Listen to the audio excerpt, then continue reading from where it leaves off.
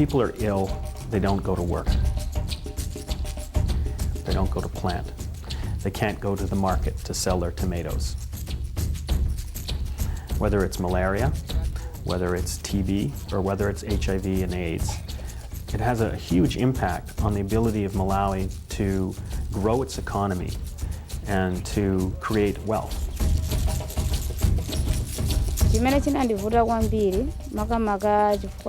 After my husband's death, I didn't know how I would take care of our children. How could I manage alone? I kept thinking, my husband is dead. He might have died of AIDS. How am I going to survive? How am I going to survive long enough to take care of the children?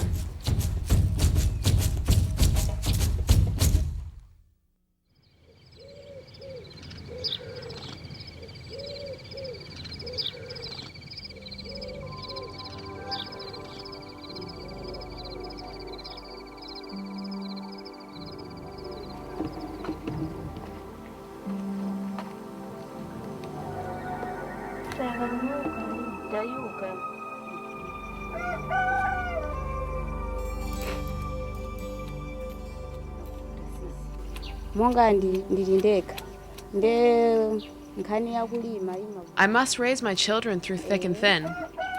The main problem is food. It's difficult for me to raise crops. I have to grow enough to feed the family, but I cannot grow it alone.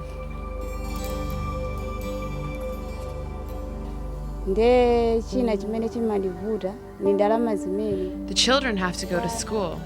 They need to be clothed, and I try to sell whatever I have in the home to pay for their school fees. And if a child gets sick, the health facilities are far away.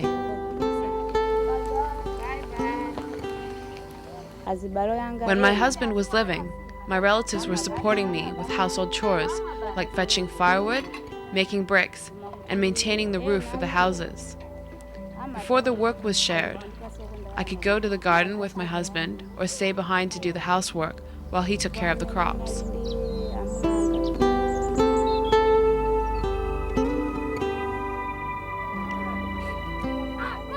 The first AIDS case in Malawi was reported in the mid-80s. And because Malawi is primarily a rural country where 80% of the population makes its living on land, the incidence of HIV, AIDS, has an impact at the household level.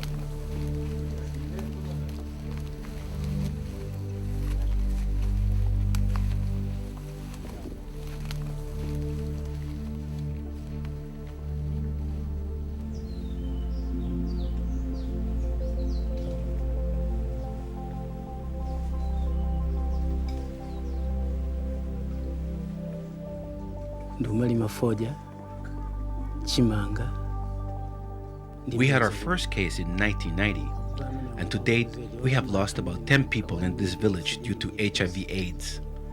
In some houses, they have lost their breadwinners, especially husbands and men. So because of that, they are unable to produce enough food for themselves. Sometimes they can go for a week without getting food.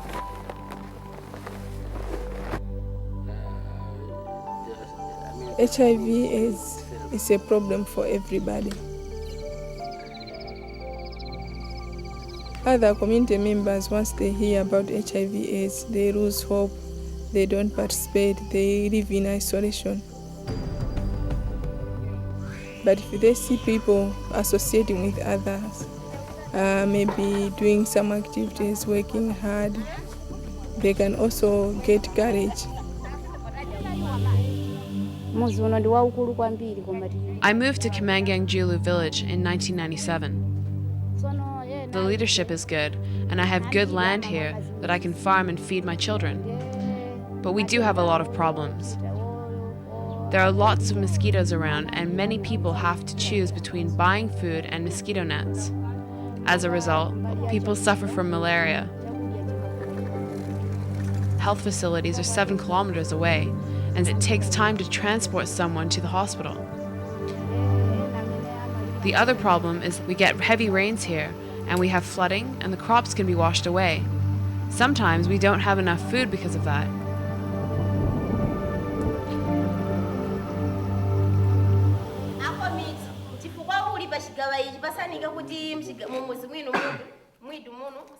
We posed the question to them, why are your communities so vulnerable to natural disasters? So they had to analyze that problem. They looked at all the reasons. And then they developed strategies to tackle all those issues of why they are vulnerable. Disaster prevention and preparedness actually is meant to prepare communities for any disaster eventualities. For instance, should a drought strike, what could communities fall back on?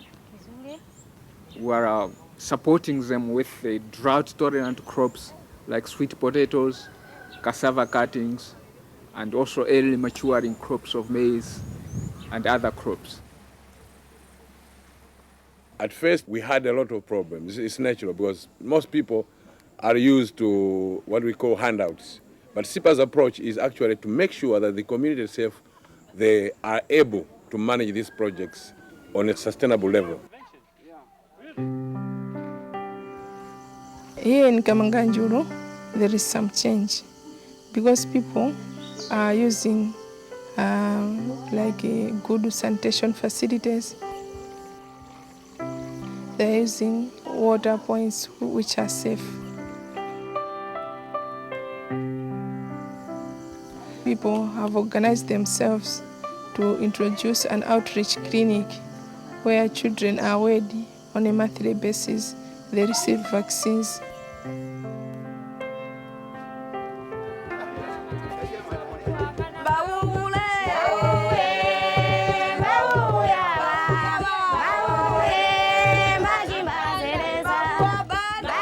One of the women that is participating quite extensively in our HIV/AIDS project is Keti Makanda. She's on our Village AIDS Committee. So she's doing part of the awareness raising about HIV/AIDS and prevention issues.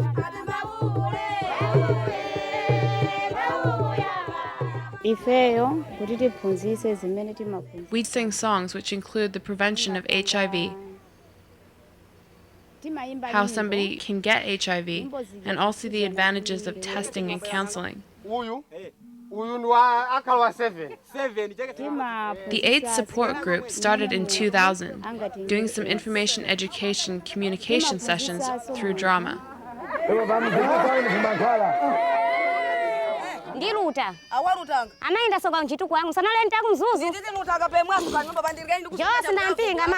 The play was about a young girl, Gloria, who goes to town with young men. And he comes home with all sorts of things to her mother. The grandmother keeps on talking, this is bad, the child is going to get AIDS. But the mother still encourages the girl to go to town. Later, the girl is sick. She is found to be HIV positive. They don't believe it.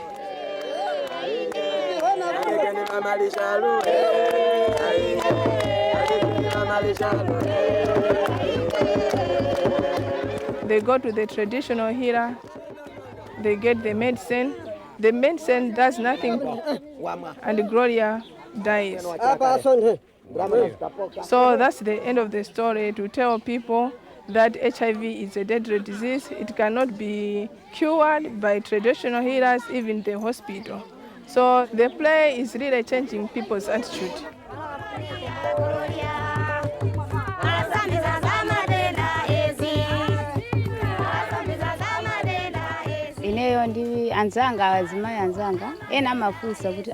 Thanks to CPAR, I am moving ahead. I am on all the committees CPAR helped us establish to deal with our health problems. Our food and water supply is improving, and we are facing the problems we have with HIV/AIDS. CPAR has helped us a lot. A typical woman, especially in this village, has a lot of work as compared to the men. She's the last person to go to bed. SEPA is trying to support these women so that maybe the husband can manage to take over some of the roles. Women alone can't change unless you maybe mix them together. It's a slow thing. Change takes time. I've just finished business training, and now I'll be getting a small loan to start my business selling fish and vegetable gardening. The money will help me take care of the children. Ketty is also a member of a farmer club, and each member gets a different type of crop or livestock. Ketty has received an improved variety of maize, and the intention is that after one season, they'll have quite a big surplus. Some of that, of course, will be for their own consumption and use, but also they will be required to share with other members of their farmer club. So at the end of the day, we want to see Ketty at least have 2 new types of crops and 1 new type of livestock.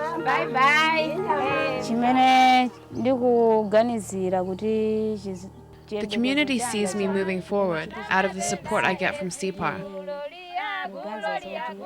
Now I want to see others do the same so that everyone can live a comfortable life, so that our children will also benefit from whatever CPAR brings in the future.